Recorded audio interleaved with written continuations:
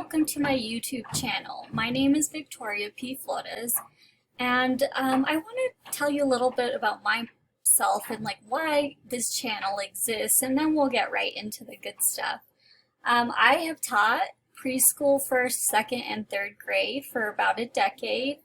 I love elementary education. That's my passion. That's my certification. And currently, I teach undergrad classes for pre-service teachers.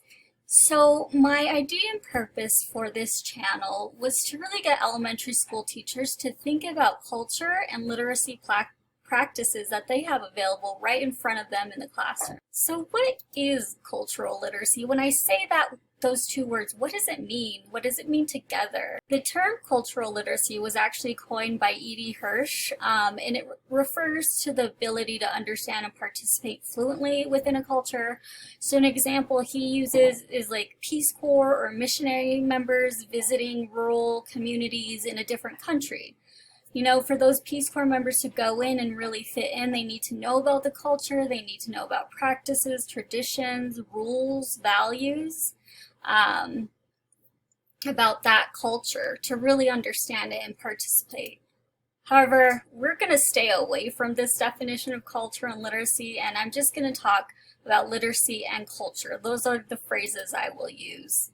The reasons why are, one, this is a highly contested concept within the field of education, and it's highly contested by educators and researchers, more so because it tends to focus on assimilation rather than inclusivity. So going back to this Peace Corps example is focus, where the Peace Corps members try to assimilate into whatever new culture they are, or the Peace Corps members try to get the rural community to assimilate to their culture. So we're not going to focus on assimilation. We're going to talk about inclusivity, which means both cultures accepting and learning from each culture and respecting each other. So when we talk about, again, here's that phrase I'm going to use, literacy and culture, we're talking about integrating your students' cultures and possibly your cultures into the literacy practices in the classroom. That's what our definition will be going forward. So, what does culture mean? What does literacy mean?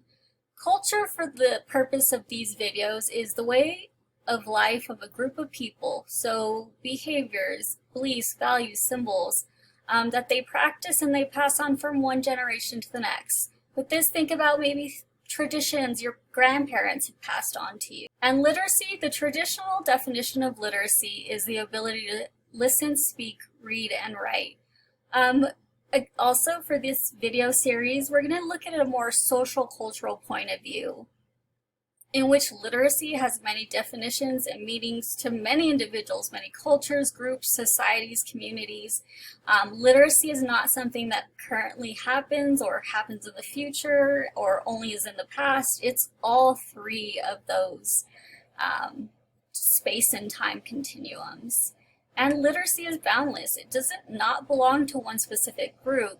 Rather, it's shared by all, but the definition we currently have of literacy is very much shared by the majority. The so what factor. I always get asked this, so what? Why does your statement, why does your research, why does your purpose matter? Well, like I just mentioned, it will really help you with understanding not just the surface level culture of your students, knowing about their favorite music or holidays or festivals or even food, but more knowing their deep culture. And this is called the cultural iceberg. I love this visual. I also posted on my Instagram account if you haven't seen.